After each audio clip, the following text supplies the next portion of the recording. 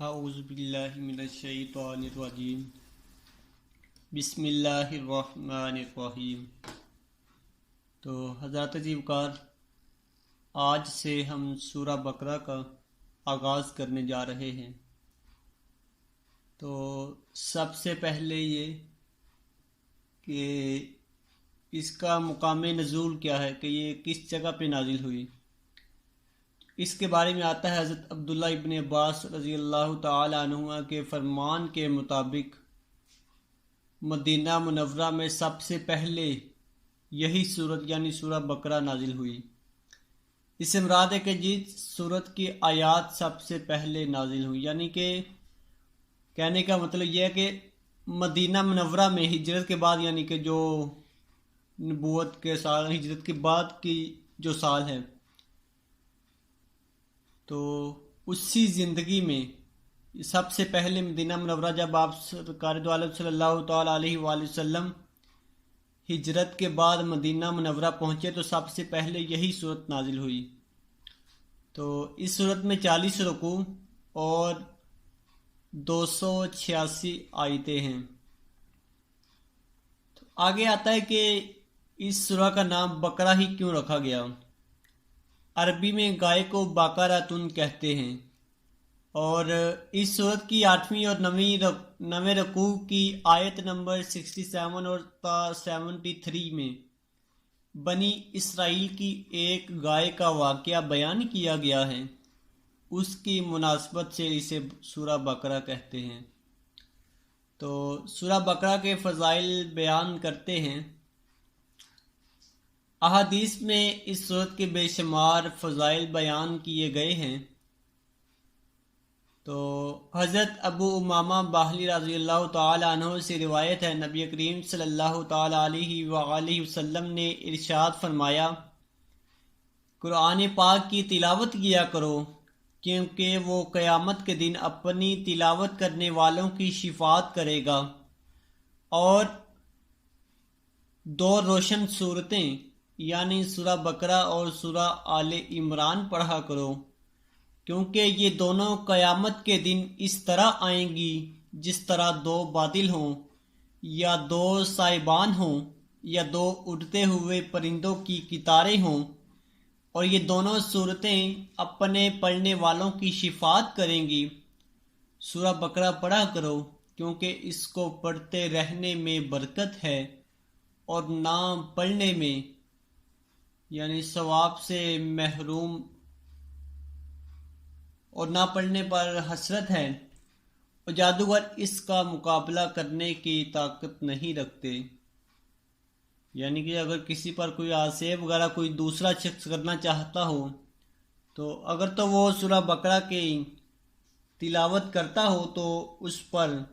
کسی بھی آسیب، کسی بھی جادو کا اثر نہیں ہوگا۔ تو دوسری روایت ہے، حضرت ابو ہریرہ رضی اللہ تعالیٰ عنہ سے روایت ہے کہ سرکار دو عالم صلی اللہ تعالیٰ علیہ وآلہ وسلم نے ارشاد فرمایا، اپنے گھروں کو قبرستان نہ بناؤ، یعنی اپنے گھروں میں عبادت کیا کرو، اور شیطان اس گھر سے بھاگتا ہے جس میں سورہ بقرہ کی تلاوت کی جاتی ہے۔ تو تیسری روایت حضرت ابو مسعود رضی اللہ تعالیٰ عنہ سے مروی ہے، سرکار دو عالم صلی اللہ تعالیٰ علیہ وآلہ وسلم نے ارشاد فرمایا، جو شخص رات کو سورہ بقرہ کی آخری 2 آیتیں پڑھ لے گا تو وہ اسے ناگہانی مصائب سے کافی ہوگی، یعنی کوئی بھی کسی قسم کی مصیبت جب اس پر آئے گی تو یہ سورت کی جو آخری آیتیں ہیں اس شخص کا دفاع کریں گی۔ تو 4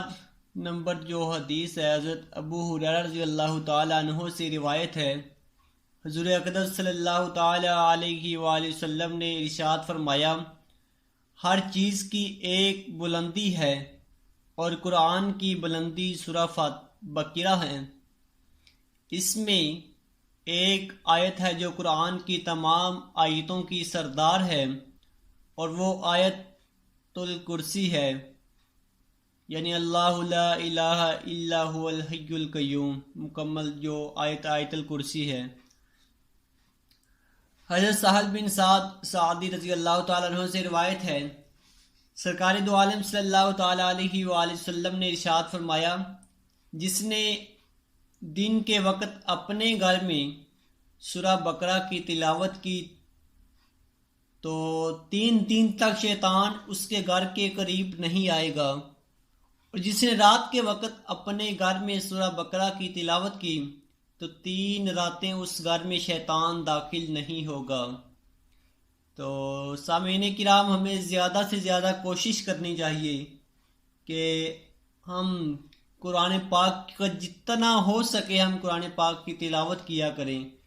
کیونکہ اس کے بہت سے برکات و فیوز ہیں، بہت سی برکات قرآن پاک سے حاصل ہوتی ہیں۔ تو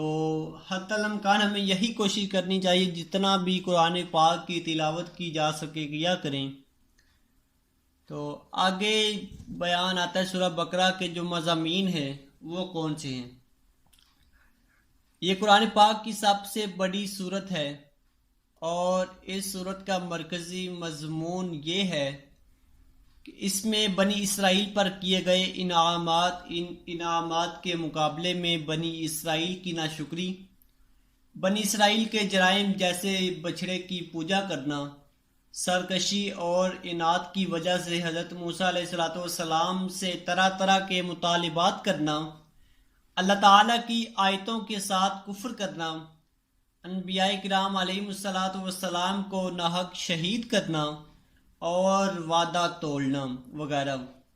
غائب ذبح کرنے کا واقعہ، اور نبی کریم صلی اللہ تعالیٰ علیہ وآلہ وسلم کے زمانے میں موجود یہودیوں کے باطل عقائد و نظریات اور ان کی خباثتوں کو بیان کیا گیا ہے، اور مسلمانوں کو یہودیوں کی دھوکہ دہی سے آگاہ کیا گیا ہے۔ اس کے علاوہ سورہ بقرہ میں یہ مضامین بیان کیے گئے ہیں۔ نمبر 1، قرآن پاک کی صداقت، حقانیت اور اس کتاب کے ہر طرح کے شک و شبہ سے پاک ہونے کو بیان کیا گیا ہے۔ قرآن پاک سے حقیقی ہدایت حاصل کرنے والوں اور ان کے اوصاف کا بیان، ازلی کافروں کے ایمان سے محروم رہنے اور منافقوں کی بڑی خصلتوں کا ذکر کیا گیا ہے۔ نمبر 3، قرآن پاک میں شک کرنے والے کفار سے قرآن مجید کی صورت جیسی کوئی ایک صورت بنا کر لانے کا مطالبہ کیا گیا، اور ان کے اس چیز سے عاجز ہونے کو بھی بیان کیا گیا۔ نمبر 4، حضرت آدم علیہ السلام کی تخلیق کا واقعہ بیان کیا گیا اور فرشتوں کے سامنے ان کی شان کو ظاہر کیا گیا۔ نمبر 5، خانہ کعبہ کی تعمیر اور حضرت ابراہیم علیہ السلام کی دعا کا ذکر کیا گیا ہے۔ نمبر 6، اس صورت میں نبی کریم صلی اللہ تعالیٰ علیہ وآلہ وسلم کی پسند کی وجہ سے قبلہ کی تبدیلی اور اس تبدیلی پر ہونے والے اعتراضات جوابات کا بیان ہے۔ نمبر 7، عبادات اور معاملات جیسے نماز قائم کرنے، زکوٰۃ ادا کرنے، رمضان کے روزے رکھنے، خانہ کعبہ کا حج کرنے، اللہ تعالیٰ کی راہ میں جہاد کرنے، دینی معاملات میں قمری مہینوں پر اعتبار کرنے، اللہ تعالیٰ کی راہ میں مال خرچ کرنے، والدین اور رشتہ داروں کے ساتھ سلوک کرنے، یتیموں کے ساتھ معاملات کرنے، نکاح، طلاق، رضاعت، عدت، بیویوں کے ساتھ اعلاء کرنے، جادو، قتل، لوگوں کے مال ناحق کھانے، شراب، سود، جوا اور حیض کی حالت میں بیویوں کے ساتھ صحبت کرنے وغیرہ کے بارے میں مسلمانوں کو ایک شرعی دستور فراہم کیا گیا ہے۔ نمبر 8، تابوت، سکینہ، طالوت اور جالوت میں ہونے والی جنگ کا بیان ہے۔ نمبر 9، مردوں کو زندہ کرنے کے ثبوت پر حضرت عزیر علیہ السلام کی وفات کا واقعہ ذکر کیا گیا ہے۔ نمبر 10، حضرت ابراہیم علیہ السلام کو 4 پرندوں کے ذریعے مردوں کو زندہ کرنے پر اللہ تعالیٰ کی قدرت کا نظارہ کروانے کا واقعہ بیان کیا گیا ہے۔ اور نمبر 11، اس صورت کے آخر میں اللہ تعالیٰ کی بارگاہ میں رجوع کرنے، گناہوں سے توبہ کرنے اور کفار کے خلاف مدد طلب کرنے کی طرف مسلمانوں کو توجہ دلائی گئی ہے، اور مسلمانوں کو قیامت کے دن سے ڈرایا گیا ہے۔ تو اب بیان کرتے ہیں کہ سورہ فاتحہ کے ساتھ اس سورت کی کیا مناسبت ہے۔ سورہ بقرہ کی اپنے سے ماقبل سورت سورہ فاتحہ کے ساتھ مناسبت یہ ہے کہ سورہ فاتحہ میں مسلمانوں کو یہ دعا مانگنے کی تعلیم دی گئی تھی، اہدنا الصراط المستقیم، یعنی اے اللہ ہم کو سیدھا راستہ دکھا، ہمیں سیدھے راستے پر چلا۔ اور سورہ بقرہ میں کامل ایمان والوں کے اوصاف، مشرکین اور منافقین کی نشانیاں، یہودیوں اور عیسائیوں کا طرز عمل، نیز معاشرتی زندگی کے اصول اور احکام ذکر کر کے مسلمانوں کے لیے صراط مستقیم کو بیان کیا گیا ہے۔ تو آئیے باقاعدہ سورہ بقرہ کا آغاز کرتے ہیں۔ بسم اللہ الرحمن الرحیم، الف لام میم، ذالک الکتاب لا ریب فیہ ھدی للمتقین۔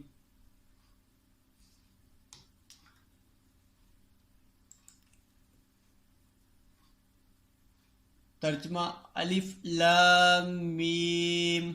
وہ بلند رتبہ کتاب جس میں کسی شک کی گنجائش نہیں، اس میں ڈرنے والوں کے لیے ہدایت ہے۔ تو قرآن پاک کی 29 سورتوں کے شروع میں اس طرح کے حروف ہیں، جیسے الف لام میم ہے۔ ان حروف کو حروف مقطعات کہتے ہیں۔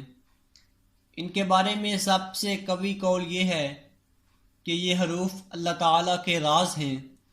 اور متشابہات میں سے ہیں۔ ان کی مراد اللہ تعالیٰ جانتا ہے اور ہم ان کے حق ہونے پر ایمان لاتے ہیں۔ حروف مقطعات کا علم اللہ تعالیٰ کے علاوہ کسی اور کو حاصل ہے یا نہیں؟ یہاں یہ بات یاد رہے کہ اللہ تعالیٰ نے اپنے حبیب علیہ السلام کو بھی حروف مقطعات کا علم عطا فرمایا ہے، جیسا کہ اعلیٰ حضرت رحمۃ اللہ تعالیٰ علیہ فرماتے ہیں۔ قاضی بیضاوی رحمۃ اللہ تعالیٰ علیہ انوار التنزیل میں سورتوں کی ابتدائیہ یعنی حروف مقطعات کے بارے میں فرماتے ہیں، ایک قول یہ ہے کہ یہ ایک راز ہے جسے اللہ تعالیٰ نے اپنے علم کے ساتھ مخصوص فرمایا ہے۔ تقریباً ایسی ہی روایات خلفائے اربعہ اور دیگر صحابہ کرام رضوان اللہ تعالیٰ علیہم اجمعین سے بھی منقول ہیں، اور ممکن ہے کہ صحابہ کرام رضی اللہ تعالیٰ عنہ نے یہ مراد لیا ہو کہ یہ حروف اللہ تعالیٰ اور اس کے رسول صلی اللہ تعالیٰ علیہ وآلہ وسلم کے درمیان راز و نیاز ہیں، اور یہ ایسے اسرار و رموز ہیں جنہیں دوسروں کو سمجھانا مقصود نہیں۔ اگر یہ راز حضور اقدس صلی اللہ تعالیٰ علیہ وآلہ وسلم کو معلوم نہ ہوں تو پھر غیر مفید کلام سے خطاب کرنا لازم آئے گا، اور یہ بہت بعید ہے۔ تو امام خفاجی رحمۃ اللہ تعالیٰ علیہ فرماتے ہیں کہ بعض نسخوں میں استاثرہ اللہ بعلمہ، اس میں استاثرہ کی ضمیر رسول اللہ صلی اللہ تعالیٰ علیہ وسلم کی طرف ہے